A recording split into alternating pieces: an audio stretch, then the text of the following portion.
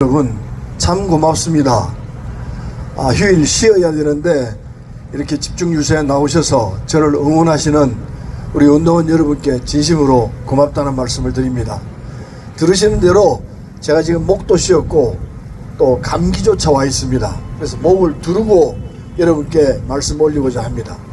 감기가 왔지만은 이 정도는 얼마든지 견뎌낼 수 있다는 각오로 여러분께 말씀드리겠습니다. 오늘 오셔서 이 연설을 해주신 우리 중앙당의 박원석 공동대표는 아까 19대 저랑 같이 활동했다는 말씀을 했습니다마는 참 유능한 정치 지도자입니다. 저랑 같이 상임위 활동을 할 때 보니까 이 사람 참 대단한 사람이구나, 앞으로 정치 지도자로서 확실히 커나갈 사람이구나, 이걸 정확히 저는 보았습니다. 그런데 그 당이 정의당이었습니다. 그때는 정의당이라는 이름을 하지 않고 그때는 당명이 작은 진보당이었습니다. 그런데 사람은 참 희한해요. 정치적 운때라는 게 있는 것 같아요. 그 운때가 좋지 않으면은 참 유능한 사람도 이게 빛을 못 보는 상황을 우리가 왕왕 보았습니다. 우리가 알듯이 김대중 대통령은 3번 국회의원 떨어지고 4번째 됐고요. 대통령 선거도 그렇게 떨어지고 마지막에 되셨습니다. 그게 참 우리가 알 수 없는 그런 상황이 있는 것 같습니다. 박원석 중앙당 공동선대위원장을 해서 박수를 한번 크게 보내주십시오. 고맙습니다.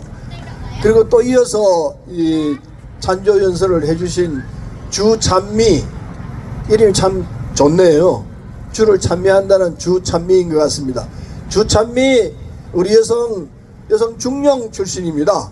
예비역 중령 출신인데 오늘 좋은 말씀 해주셨습니다.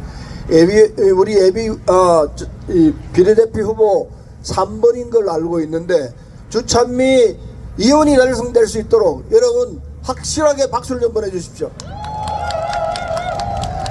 감사합니다. 그리고 문재용 교수가 아까 말씀을 해주셨는데 문재용 교수에게도 박수를 좀 보내주십시오. 그 외 분들은 계시는데 나중에 다시 제가 인사 말씀 올리도록 하겠습니다. 우리나라가 참 어렵습니다. 보통 어려운 정도가 아닙니다. 경제는 아까 여러분들이 말씀을 들으셨겠지만은 굉장히 뒷걸음치고 있습니다. 1.4% 작년 1.4% 성장했습니다. 그게 말해주는 게 한국 경제가 뒷걸음치고 있다는 걸 보여주는 현장입니다. 그래서 이 경제가 왜 이렇게 망가지고 있느냐, 뭐 여러 가지 이유가 있겠습니다만은 지도자를 잘못 만나면은 이렇게 경제도 망가지고 사회 전체가 망가집니다. 거꾸로 지도자를 잘 만나면은 금방 어려운 상황에서 벗어난다는 걸 우리가 봤습니다. 과거에 IMF가 닥쳐왔을 때 그때 우리는 대한민국은 김대중이라는 분을 대통령으로 만들었습니다. 그리고 IMF를 느끈히 극복했습니다. 그냥 극복한 게 아닙니다. 전 국민이 한마음이 돼서 극복해냈습니다. 금모으기 운동, 그 금모으기 운동은 김대중 대통령이 주창하셔가지고 그리고 전 국민이 함께해서 애국인들에게 한국인들은 참 독특하다, 나라가 망해가는데 스스로 자기 금부치를 내놓고 그리고 나라를 살리겠다고 하는 전 모습을 보니까 우리가 돈을 구워줘도 아무 문제가 없겠구나. 그리고 외국인 투자가 물밀듯이 들어왔습니다. 그 우리가 눈으로 봤습니다. 그래서 외환위기 극복하는 데 결정적인 기여를 한 부분이 금모으기 운동 등등이었습니다. 거기다가 김대중 대통령이 참 뛰어난 솜씨로 한국 경제를 살려냈습니다. 우리 다 기억하고 있습니다. 지도자가 누가 되느냐 따라 가지고 그 나라의 경제가 살아나기도 하고 꼬꾸라지기도 하고 그런 걸 우리가 보고 있습니다. 지금은 어떠냐? 보시는 대로 가게를 하시거나 기업 경영을 하시는 분들이 하나같이 하는 말씀이 너무 어려워서 죽겠다는 소리입니다. 아우성입니다. IMF보다 훨씬 더 힘들고 팬데믹 상황 때보다 훨씬 더 힘들다고 그러고 있습니다. 현실입니다. 왜 이렇게 되느냐? 지도자 잘못 만나면은 이런 상황이 온다는 것, 이게 지금 대한민국의 현실입니다. 경제만 그렇습니까? 경제만 망가지고 있습니까? 나라 전체가 어떻게 돌아가고 있습니까? 우선 한 되새겨 보십시다. 2년밖에 안 됐는데 윤석열 대통령이 한 일 중에서 이 양반 참 잘한다, 이런 생각이 드는 게 하나도 없어요. 손에 꼽을래야 꼽을 수가 없습니다. 기억나는 것은 온통 국제적 망신당한 것만 기억이 납니다. 세계 잼버리 대회 했습니다. 그때 어땠습니까? 전 세계 대한민국 위상이 땅에 고꾸라지는 그 현장을 우리가 봤지 않습니까? 또 부산 엑스포는 어땠습니까? 부산 엑스포 뭐 된다 하더니 나중에 까보니까 어떤 결과가 나왔습니까? 얼마나 망신사 뻗쳤습니까? 하는 일마다 대적인 일은 모두 다 망신당하는 일뿐이었습니다. 그리고 아까 박원석 의원이 얘기했습니다만은 대파 사건, 그 말입니까? 소리입니까? 그렇게 물가에 대해서도 전혀 모르고 그냥 한간의 소문은, 요즘 술 안 먹는지 모르겠습니다만 술에 취해가지고 외국에 나가서도 제대로 못하는 일들이 많이 있다, 이 얘기들이 비일비재합니다. 이게 대한민국의 현실입니다. 이걸 그러면 어떻게 하겠습니까? 윤석열 대통령을 저렇게 내버려 두겠습니까? 따끔한, 정말 따끔한 국민의 회초리가 있어야 되지 않겠습니까? 여러분께 호소드립니다. 선거의 의미는 간단합니다. 잘했으면 다시 찍어주고 못했으면 심판하는 것입니다. 윤석열 정권의 지난 2년이 만족스럽다면 윤석열 정권을 다시 선택해 주십시오. 그러나 윤석열 정권의 지난 2년 견디기 어렵다면 4월 10일 총선은 윤석열 정권 심판의 날이 돼야 합니다. 여러분, 그 심판에 서른 후보와 새로운 미래가 앞장서겠습니다. 여당과 대통령이 잘못하면 야당이 견제하고 대안을 만드는 것이 민주주의입니다. 그 민주주의를 지키고 유지해야 될 책임, 그 누구보다 대한민국의 제1야당 민주당에 있습니다. 하지만 지금의 민주당의 모습이 70년 민주정당을 자부하고 김대중, 노무현 정신의 계승을 자부하는 정당이라고 할 수 있겠습니까, 여러분? 살아있는 민주당의 역사가 바로 서른 의원입니다. 그런데 서른 후보가 이재명 사당과 견디다 못해 민주주의 구해보자 민주당을 떠나서 새로운 미래를 만들었습니다. 여러분, 그런 민주당으로 제대로 심판할 수 없습니다. 지금 민주당의 후보들을 한번 보십시오. 어떤 후보는 31억짜리 강남에 집을 사는데 20살 먹은 딸의 명의를 이용해서 편법적으로 사업자 대출을 받았다고 합니다. 정부가 그토록 맞서 싸우고자 했던 부동산 투기를 했던 사람이 민주당의 후보입니다. 또 다른 어떤 후보는 30억짜리 건물을 군대에 가 있는 자식에게 증여했다고 합니다. 그것도 토지거래 허가구역으로 규제가 이루어지기 첫날 내부 정보를 이용해서 증여를 한 흔적이 역력합니다. 대한민국이 그토록 고통받았던 부동산 투기의 전형적인 모습을 보인 것입니다. 그리고 바로 이곳 부천에 출마한 민주당의 후보, 문재인 대통령 시절에 반부패 비서관으로 등용했지만 곧바로 부동산 투기 의혹이 드러나서 경질성 사임을 당했던 분입니다. 그런 분이 어떻게 민주당의 후보가 될 수 있었는지 저는 지금도 이해하기 어렵습니다. 이런 후보들이 과연 윤석열 정권 심판을 말할 자격이 있습니까, 여러분? 누군가를 심판하려면 정부의 국정 운영을 단호하게 비판하려면 그럴 만한 자격이 있어야 됩니다. 그 자격이 대단한 것이 아닙니다.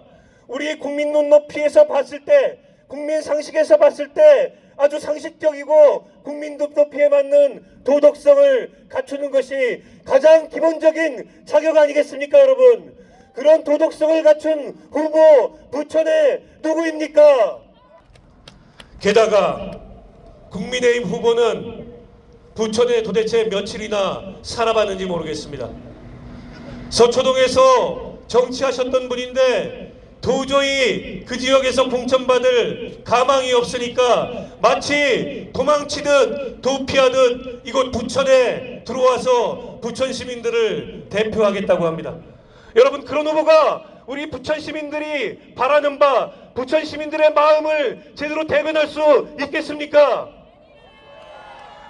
젊은 세대가 경제적으로 독립할 수 있는 길을 열어주겠습니다. 새로운 미래는 여성과 청년의 목소리를 중심에 두고 그들의 의견과 필요를 반영한 정책을 계속 개발할 것입니다. 또한 새로운 미래는 부천 시민 여러분의 삶의 질 향상을 최우선으로 생각합니다. 자족도시 부천, 문화와 경제가 발전하는 도시, 시민들이 일하고 즐길 수 있는 도시를 위해 기호 6번 서른이 뛰고 있습니다. 골목골목 서른 후보의 자치가 묻어있는 이곳 부천에서 부천의 새로운 미래를 책임질 서른 후보의 여정에 힘을 실어주십시오. 필요한 것은 여러분의 지지와 신뢰입니다. 새로운 미래는 기존의 정치적 대립을 넘어서 모든 국민이 공감할 수 있는 진정한 변화를 이끌어낼 준비가 되어 있습니다. 또 사업하는 모든 사람들이 고통받고 있습니다. 우리나라는 지식을 위해서, 지식 정보화를 위해서, R&D를 위해서 살았던 우리나라가 이제껏 R&D를 깎은 적이 없었습니다. 그래서 많은 사람들이 실질적으로 고통받고 있습니다. 학생들도 많은 고통을 받고 교수들도 많은 고통을 받고 있습니다. 이러한 정부가 무식한 정부입니다. 어떻게 진행하던 R&D 예산을 50%, 70%, 80%까지 깎을 수 있습니까? 새로운 R&D를 깎을 수 있는 건 이해되지만 기존에 진행됐던 정부의 R&D를 깎는다는 것은 말이 되지 않습니다. 이런 윤석열 정부를 심판할 수 있는 새로운 미래를 꼭 우리 시민들이 꼭 밀어주시기 바랍니다. 민주당 지금 어떻습니까? 이재명 사당하러 완전히 전략했습니다. 자기를 변호했던 변호사들이 다 공천을 받았습니다. 옳은 말을 하고 자기를 위해서 얘기했던 많은 시민들과 또 국회의원들, 많은 사람들을 부정했습니다. 그래서 서른 의원은 이제껏 제가 사이버 보안 전문가로서 사이버 사령부 자문위원도 했고 육군본부 자문위원도 했습니다. 그때 보면 국방위에서 옳은 말을 했습니다. 여당일 때도 옳은 말을 했고 야당일 때도 옳은 말을 했습니다. 그런 서른 의원을 이재명은 사당화를 위해서 서른 의원을 제거했습니다. 우리가 이거를 놓고 볼 수 있습니까? 서른 의원님에게 다시 한번 기회를 줬으면 좋겠습니다. 새로운 미래에게 다시 한번 기회를 줬으면 좋겠습니다.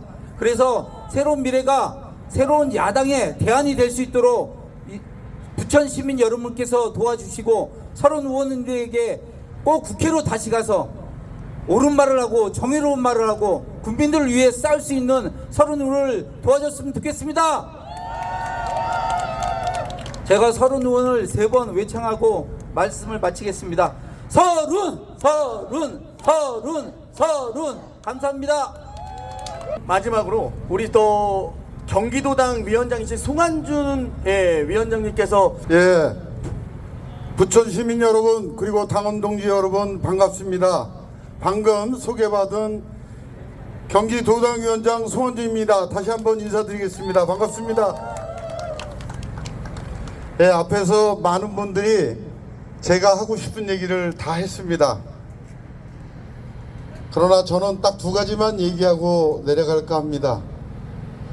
과연 우리 서른 후보께서 그렇게 평생을 함께했던 민주당을 떠나는 마음이 어떠했겠습니까? 민주당 당원들에게 어떤 말을 할 수 있었을까 고민을 안 했겠습니까? 저도 민주당 20년을 생활하면서 경기도 의회에서 3선을 지내면서 경기도 의회 의장을 지냈습니다. 저는 경기도를 민주당을 떠날 때 많은 당원 동지 여러분들이 저에게 얘기했습니다. 왜 떠나려고 하십니까? 당원 동지 여러분, 민주당이 민주당입니까? 민주당은 적어도 중산층을 대변하고 서민을 대변하는 당이었습니다. 그러나 지금은 어떻게 변해 있습니까? 자기와 의견이 틀리고 생각이 다르면은 무조건 멀리하고 함께하지 않습니다.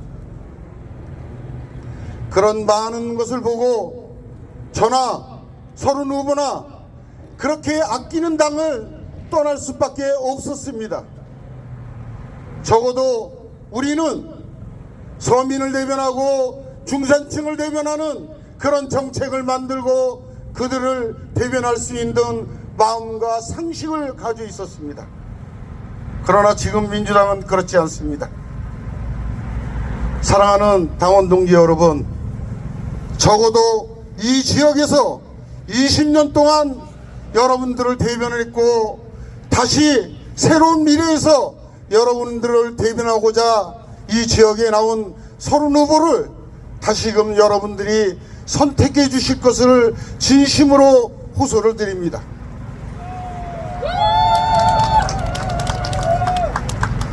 이 자리에서 이런 얘기가 어울릴지 모르지만은 적어도 민주당은 자기 이야기를 할 수 있고 자기 정책을 얘기할 수 있었습니다. 그러나 대선 때 자기를 돕지 않고 자기랑 생각이 달라다고 해서 멀리하고 버려버리는 이런 당이 이제는 존재하면 안 된다고 생각을 합니다. 그런 의미에서 여러분들이 다시금 30 후보를 지지해 주시고 여러분들이 대변할 수 있는 30년을 함께 해주시기를 진심으로 호소드립니다.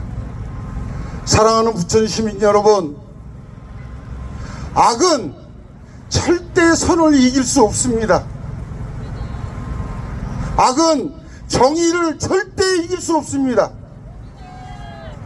경험과 정의로운 30 후보를 이번만큼 다시금 여러분들이 지지해 주시기를 진심으로 호소드리고 또 호소드립니다. 감사합니다. 고맙습니다.